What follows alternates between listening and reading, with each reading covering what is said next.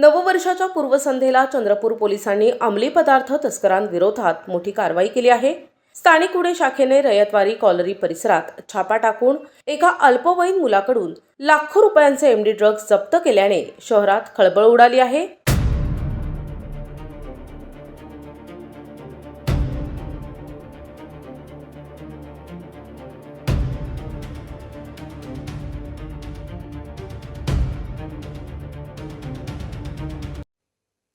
स्थानिक गुन्हे शाखा चंद्रपूरच्या पथकाने गोपनीय माहितीच्या आधारे 31 डिसेंबरला रयतवारी कॉलरी परिसरात ही कारवाई केली।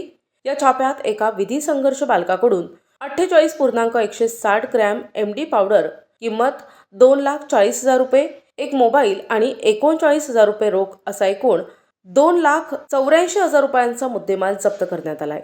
या प्रकरणी विधी संघर्ष बालकासह सैफुद्दीन सिद्दीकी आणि श्रीकांत डुंबरे यांच्या विरोधात पोलीस स्टेशन रामनगर येथे NDPS ॲक्टनुसार गुन्हा नोंदविण्यात आलाय।